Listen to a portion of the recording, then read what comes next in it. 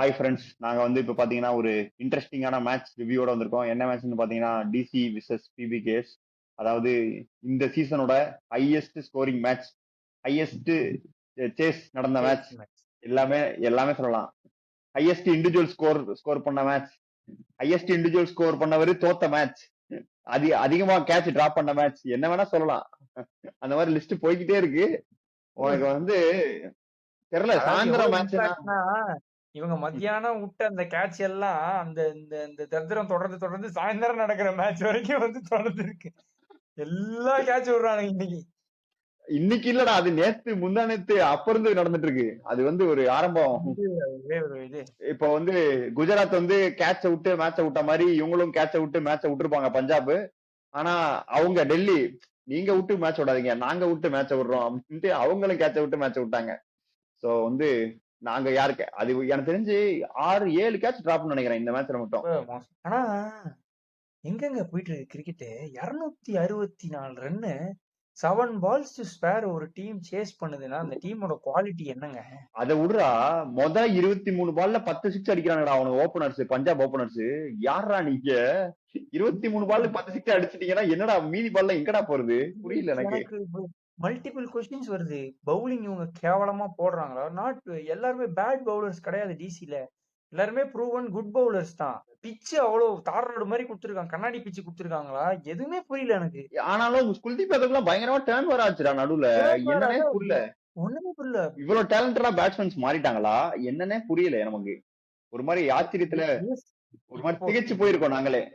இது பிட்சோடைய ஒரு இதுதான். பிட்ச்னாலதான் இவ்வளவு வசதி அடிக்கிறாங்க அப்படின்னா this will surely affect international லெவல்ல இது கண்டிப்பா. ஏன்னா எங்க போனாலும் உங்களுக்கு இந்த மாதிரி இருக்காது. இல்ல ஆனா பிச்சுல இருந்ததுடா உனக்கு. நீ குல்தீப் யாதவ் போட்டு அந்த கூப்பர் கானலி டேர்ன் எல்லாம் பாத்தல, கூகுளி நல்ல டேர்ன் ஆகி போச்சு. அதெல்லாம் பிச்சுலயும் இருக்கு. புரியல எனக்கும். புரியலனே. அதான் எனக்கும் புரியல.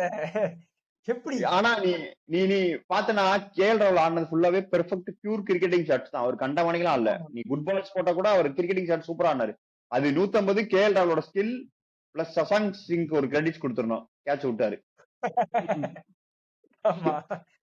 அது வந்து எனக்கு தெரிஞ்சு சசாங் சிங்க வந்து கேட்ச் விட்டதுக்குன்னே இவரு ஸ்ரேயஸ் ஐயர் வெளியே உட்கார வச்சிருவாரு நினைக்கிறேன் அடுத்த கேம்ல இருந்து. இம்பாக்ட் பேர அவரை வைக்கிறதுக்கு. ஆனா அவர் பவுலிங் அப்பப்ப யூஸ் பண்ணுவாரு. அதனாலதான் அவர் இம்பாக்ட் பேரா வைக்க மாட்டாங்க. இப்ப சிவம் துபேவை நீங்க வந்து இம்பாக்ட் பேரா வைக்கலாம், ஏன்னா நீங்க பவுலிங் கொடுக்க மாட்டீங்க. அந்த மாதிரி இருந்ததுன்னா அவரை வைக்கலாம். ஆனா அவருக்கு தேவையான நேரத்துல பவுலிங் போடுறாரு. இப்ப எஸ்ஆர்எச் மேட்ச்லாம் அவங்க பவர் பிளேல 90 ரன் அடிச்சதுக்கு அப்புறம் அவர்கிட்ட பால் கொடுத்துதான் 2 ஓப்பனரே அவுட் ஆகினாரு. அதே மாதிரிதான் இன்னொரு மேட்ச்லயும் ரன் போகும்போது அவர்கிட்ட பால் கொடுத்துதான் அவுட் ஆகினாரு. ஆனா இன்னைக்கு பாலை கொடுக்கவே இல்லை. கேட்ச் விட்டதுனால உனக்கு பாலையும் தர மாட்டேன்னு எனக்கு தெரிஞ்சு உட்கார வச்சாருன்னு நினைக்கிறேன் வெளியே போடான்ட்டு. ஒரு எப்படி சொல்றது 205 ரன்ஸ் பார்ட்னர்ஷிப், ஹையஸ்ட் பார்ட்னர்ஷிப் எவர்னு நினைக்கிறேன். 205 207 ரன் 220 நிதிஷ் ராணாவும் கேஎல் ராகுலும் 220 ரன்ஸ் பார்ட்னர்ஷிப். அதாவது ரெண்டு எண்டுமே பயங்கரமா, அப்படி ஒரு பக்கம் அங்க அப்படி இந்த பக்கம் இப்படி. ஸ்ரேயஸ் ஐயருக்கு கிரெடிட் கொடுத்துடணும். அவர் டென்ஷனே ஆகல. ஸ்ரேயஸ் ஸ்ரேயஸருக்கு எப்பயுமே கிரெடிட் இருக்கு. அவர் கேட்ச் பாத்தியா நிதிஷ் ராணோட கேட்ச ஒத்த கையில இல்ல. அவர் பேட் எடுத்துன்னு வந்தாரு. 3 விக்கெட் போனதுக்கு அப்புறம் வந்து கையில முச்சு குத்துட்டு போயினே இருந்தாரு ஒரு 50 அடிச்சு. அவங்க ஓப்பனிங் பேர் வந்து செட்டு. பிரப்சிம்ரன் சிங், பிரியான்ஷ் ஆர்யா அசுரன் மாதிரி விளையாடுறாங்க. ராட்சசன் மாதிரி விளையாடுறாங்க ரெண்டு பேரும். பவுலர்ஸ் பார்த்தாலே பயப்படுற மாதிரி விளையாடுறாங்க. கண்டமானுக்கு அடிக்கிறானுங்கடா. 23 பால்ல 10 சிக்ஸ் அடிக்கிறாங்கன்னா, அதாவது நான் பார்த்தேன் அந்த Angel 1 super striker of the மேட்சஸ்ல எல்லாம் வந்து அந்த 4 அடிக்கிறதுக்கு ஒண்ணு வருமே, யார் அதிக 4 அடிச்சாங்க, ஏதோ ஒரு ஃபோர் நிறைய ஃபோர். ஆமா, ஆன் த கோ ஃபோர்ஸ். ஏதோ ஆன் த கோ ஃபோர்ஸ் ஒன்று வரும். அதுல பிரப்சிம்ரன் பேரும் இல்ல, பிரியான்ஷ் ஆர்யா பேரும் இல்ல. என்ன மொத்தம் சிக்ஸ் அடிச்சு வச்சிருக்கானுங்க. ஃபுல்லா 6 தான். டேய் நாங்க 4லாம் அடிக்க மாட்டோம், 6 மட்டும் தானே எங்களுக்கு பவுண்டரி அப்படின்ற மாதிரி. இப்போ எப்படி சொல்றது, கிரிக்கெட் எவால்வ் ஆகணுமான்ற மாதிரி இருக்கு இந்தியால. அடுத்து இப்ப எப்படி இம்பாக்ட் சபுல்லாம் ரூல் வச்சாங்களோ ஐபிஎல்ல 12 ரன் மார்க் எல்லாம் வரப்போகுது வந்துடுற மாதிரி இருக்குமோ எனக்கு தெரியல. சிங்கிள், டபுள், 4, 6 தான் ஹையஸ்ட் ரன்னு. அந்த மாதிரி நீங்க ரொம்ப அடிக்கிறீங்க, 6 கம்மி ரன் ஆக்கிட்டு இன்னும் ஒரு பெரிய சர்க்கிளா போட்டு 12 ரன் அதை தாண்டி அடிச்சா அப்படின்ற மாதிரி வச்சாதான் உண்டு போல் இருக்கு. அங்கேயும் ஆள் நிப்பாட்டி வைக்கணுங்கிற. அப்போ 12 ரன் தடுக்கிறதுக்கு எப்படி சொல்றது, இல்ல இவங்க எல்லாம் விக்கெட் எடுக்கணும்னா ஸ்டாண்ட்ல தான் ஃபீல்டர் நிக்க வைக்கணும். ஆடியன்ஸ் நடுவுல துரந்தர் மாதிரி ஃபீல்டர் நிக்க வச்சு பிடிச்சாதான் உண்டு. ரொம்ப கஷ்டம். இல்ல பயங்கரமா ஆடிட்டு இருக்காங்க. இல்ல பிரப்சிமரன் முகேஷ் குமார் ஒரு ஓவர்ல 6 பாலுக்கு 6 4. அது வந்து இது வரைக்கும் அஜிங்கிய ரஹானையும் பிருத்வி ஷா மட்டும் தான் அடிச்சிருக்காங்க. 3வது ஆளா பிரப்சிமரன் அடிச்சிருக்காரு இன்னைக்கு. அது நீ பார்த்தனா கிரவுண்டோட எல்லா பக்கமும் அடிக்கிறாரு. இப்படி போய் இப்படி அடிக்கிறாரா தேர்ட் மன்ல, இப்படி போய் இப்படி. எனக்கு புரியல. அவ பவுலர்ஸ் எங்க போட்டாலும் அடி வாங்குறாங்கன்றப்போ கஷ்டம் தான். இப்ப நம்ம டிசி பவுலர்ஸ் தப்பு சொல்ல முடியாது. அவங்க பெட்டர் பவுலர்ஸ் தான். இந்த சீசன்ல சில டீம்ஸ் கம்பேர் பண்ணும்போது they have a better bowling line. அந்த மாதிரி இருக்கிற ஒருத்தவங்க வந்து எப்படி சொல்றது, ஒத்துக்கிறேன். மார்க்கோ யான்சன்ல இருந்து பார்ட்லெட்ல இருந்து எல்லாரும் உதவாங்கினாங்க. ஆனா ஒரு 264 அந்த மாதிரி ஒரு மேசிவ் டோட்டல் அடிச்சுட்டு ஹைலி டிஃபெண்டபிள் தானே என்ன கேட்டா. 264 எனி டே எனி பிட்ச்ல வந்து அது defendable score. Any day defendable. எனக்கு அது எப்படி பஞ்சாப் கிங்ஸ் வந்து புல் ஆஃப் பண்ணாங்கன்னு எனக்கு தெரியல. பவர் பிளேலயே மேட்ச் ஜெயிச்சிட்டாங்க ஆக்சுவலா என்ன கேட்டா. இல்ல அதுவும் இல்லாம அவங்களோட முக்கியமான டிஃபென்சிவ் பவுலர் வேற இன்ஜுரியில போயிட்டாரு பாதியிலே, லுங்கிகிடி. அதுதான் பேசணும்னு முக்கியமான நினைச்சேன். பாயிண்ட். அதான் அவரு அந்த அந்த எனக்கு என்னமோ அந்த இன்ஜுரிக்கு அப்புறம் தான் அவங்க மொமெண்டம் போச்சோ, அவங்களுடைய டீம் கான்பிடன்ஸோ மொமெண்டமும் போச்சோ எனக்கு டவுட்.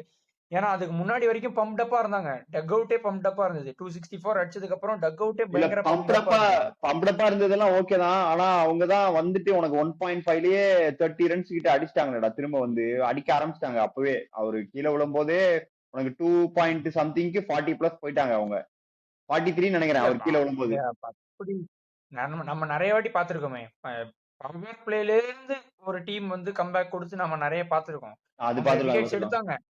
அவங்க விக்கெட்ஸ் எடுத்தாங்க. இவர் நம்ம கருண் நாயர் விட்டாரு கேட்ச், 2 கேட்ச் ஸ்ரேயஸ் ஐயருக்கு. அதான் கருண் நாயர் வந்து ஸ்ரேயஸ் ஐயர் 28ல இருக்கும்போது ஒண்ணு, 35ல இருக்கும்போது ஒண்ணு. சிட்டர் 2 சிட்டரை விட்டாருன்னு நினைக்கிறேன். அவர் விழுந்து கீழே விழுந்தது. ஆனா அவருதான் உனக்கு இவரோட கேட்ச ஒண்ணு புடிச்சாரு நல்லா. அதுக்கு முன்னாடிதான் ஒரு கேட்ச் நல்ல கேட்ச் புடிச்சாரு, ஜம்ப் பண்ணி கரெக்டா அடுத்த பாலே கேட்ச் விட்டாரு. பாவத்தை நேகல் வைதராக்கு அவர் தான் நல்ல கேட்ச் புடிச்சாரு. கிரிக்கெட் வந்து நேகல் வைதரா கேட்ச் பிடிச்சேனே மெயின் மேன்.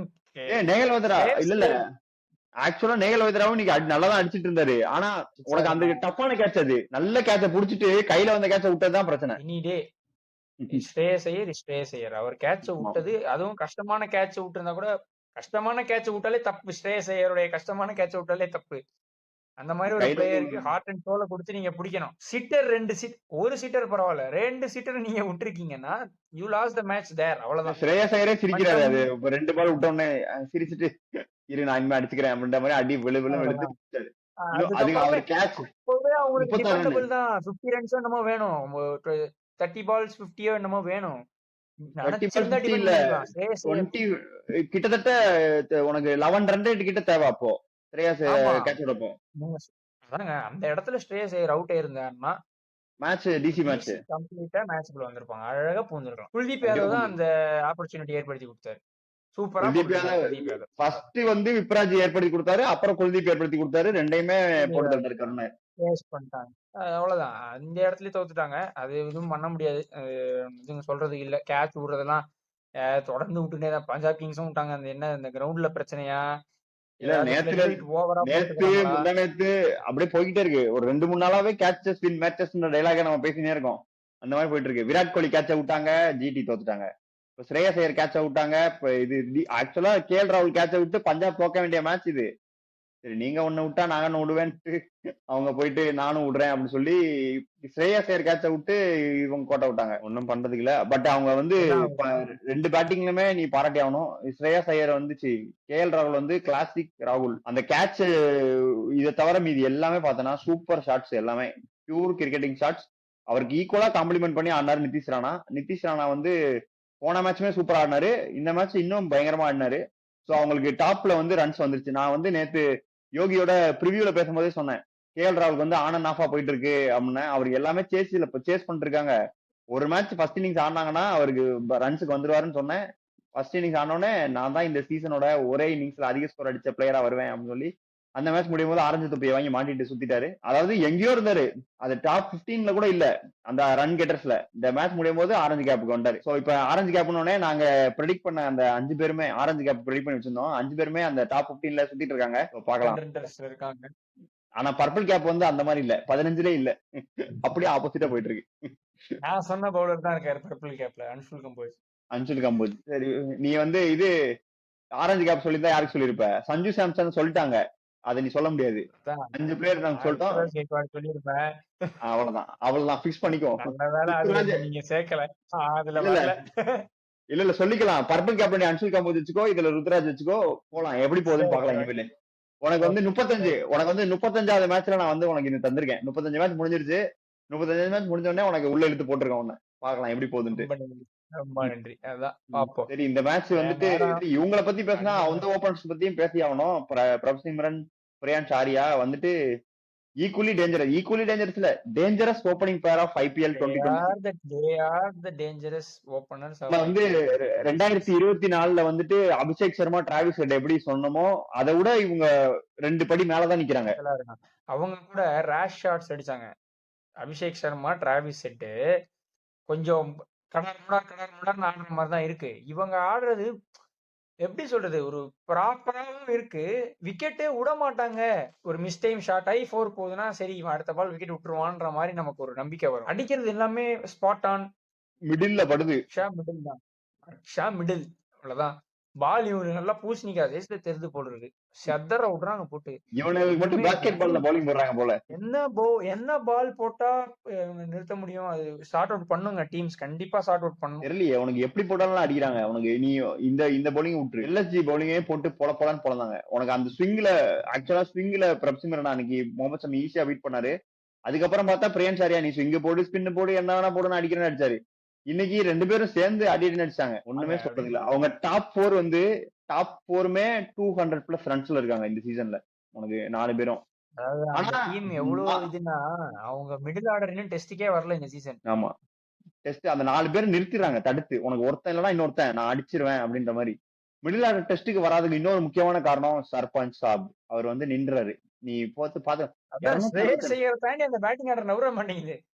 இல்ல 264 சேஸ் உனக்கு அவங்க பவர் பிளேலயே முடிச்சிட்டா கூட 14 ஓவர் 148 ரன் தான் பவர் பிளே முடிஞ்சதுக்கு அப்புறம் தேவைன்றப்ப கூட தலைவன் பொறுமையா டைம் எடுத்து அவர் வந்து ஃபர்ஸ்ட் 21 பால்ல தான் 28 ரன் இருந்தாரு. அதுக்கு அடுத்து 15 பால்ல 71. அந்த மாதிரி அப்படியே ஆக்சிலேட் பண்ணி எங்கேயோ போயிடுறாரு. ஃபுல்லா ஒரு 20 பால் நின்னு பிச்சை ஃபுல்லா ரீட் பண்ணிக்கிறாரு. இங்க வந்தா இங்க வருது, இப்படி ஸ்லோவா இருக்கு, இப்படி பவுன்ஸ் இருக்கு, எல்லாமே 20 பால் பிடிச்சி எடுத்துக்கிறாரு. அடுத்த 15 பால்ல அப்படியே உனக்கு இருந்த ஸ்கோரோட டபுளுக்கு மேல எவ்வளவு வேகமா போக முடியும் போயிடுறாரு. அதுவும் இல்லாம அவர் ஃபீல்டிங்கையும் நம்ம பாராட்டி ஆகணும். கேச்சஸ் வின் மேட்சஸ்ன்றத வந்து அவரும் இன்னைக்கு நிதிஷ் ராணா 100 அடிக்காததுக்கு முக்கியமான காரணம் ஸ்ரேயஸ் ஐயர். ஒத்த கையில படாருன்னு அப்படியே எங்கேயோ போன பால பிடிச்சி இதை ஏன் விட்டுட்டு இருக்கீங்க, கேட்ச் எல்லாம் விடுறீங்களா அப்படின்னு சொல்ற மாதிரி ஒரு கேட்ச பிடிச்சி போ அப்படின்ற மாதிரி பண்றாரு. சோ கேப்டன்சியுமே அவரு கூலா இருக்கிறது மொத்த டீம்லயுமே தெரியுது.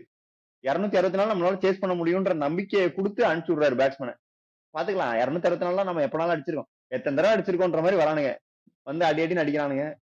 ஆனா ஸ்ரேயஸ் ஐயருக்கு இன்னொரு பாராட்டுகள். அவரு தான் ஆக்சுவலா இதுக்கு முன்னாடி வரைக்கும் கேகேஆர் கேப்டன் பண்ணப்போ அதிக ரன்னை சேஸ் பண்ண விட்ட கேப்டன். இப்ப அது மட்டும் நான் கிடையாது, அதிக ரன்னை சேஸ் பண்ண கேப்டனும் நான் தான் அப்படின்ட்டு 2 ரெக்கார்டையும் எடுத்து பாக்கெட்ல வச்சுட்டு போயிட்டாரு. இன்னைக்கு சர்பஞ்ச் சாப்பை தாண்டி இல்ல. நான் நேத்து ரிவ்யூல இல்ல அதான் பிபிகேஸோட ஆடினா பிபிகேஸ் தான் ஒன் சைடரா தான், எவ்வளவு ரன் அடிச்சாலும் ஒன் சைடரா போற மாதிரி தான் இருக்கு. நமக்கு பாக்குறதுக்கு ஜாலியா இருக்கு. ஆனா மேட்ச் முடியும் போது பிபிகேஸ் வின். அந்த காத்திருப்போம் யாராவது வருவாங்க நிறுத்துறதுக்கு, யாராவது வருவாங்க இந்த சீசன் நிறுத்துறதுக்கு, யார் வரான்னு தெரியல. சரி பாக்கலாம். ஆனா நான் நேத்தே சொன்னேன், நான் ப்ரெடிக்ஷன் பண்ணப்போ அவன் யோகி கூட யோசிச்சுட்டு இருந்தான். அவங்க எல்லாம் டிசி சொல்லிட்டாங்களா, நம்ம பஞ்சாப் தாண்டி எப்படி டிசி சொல்றதுன்னு யோசிச்சான். பஞ்சாபுக்கு வந்து அவன் சொல்றதுக்கு காரணம் எல்லாம் அடிக்கிட்டு இருந்தான். நான் சொன்னேன் சர்பஞ்ச் இருக்கும் போது அதை தாண்டி காரணமே தேவையில்ல, போலாம் அப்படின்னு சொல்லிட்டு போனான்.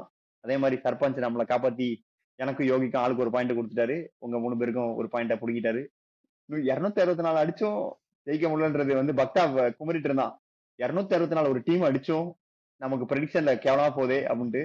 ஆனா அப்ப கூட அவன் என்னோட லீடிங்ல இருக்கான். ஸோ அதை வந்து ஆக்சுவலா இந்த மேட்ச் முடியும் நான் அவனை ஈக்குவல் பண்ணிட்டேன்னு நினைக்கிறேன். நம்ம ஆக்சுவலா இது நாளைக்கு சிஎஸ்கே மேட்ச் ரிவ்யூ கூட சேர்த்து இல்லாட்டி தனியா வந்து நம்ம அந்த மிட் டோர்னமெண்ட் ஆயிடுச்சு, ப்ரெடிக்ஷன்ல எப்படி இருக்கும், ஆரஞ்சு கேப்ல பர்பிள் கேப்ல அந்த மாதிரி கொஞ்சம் டிஸ்கஸ் பண்ணுவோம். அது ஒரு வீடியோவா நாங்க தனியா பிளான் பண்றோம். ஸோ ஆன் திஸ் நோட் நாங்க இந்த வீடியோ முடிக்கிறோம். இன்னொரு மேட்ச் ரிவ்யூ இல்ல ப்ரிவியூல உங்களை சந்திக்கிறோம். அதுவரை bye from Woolfers. Bye guys. ஊர் சுத்தி பயவல நினைச்சியா? நாங்கெல்லாம் வயிறு நிறைய சாப்பிடணும், வஞ்சனம் இல்லாம உழைக்கணும். ஆஹா, அருமையான பாலிசி. Keep it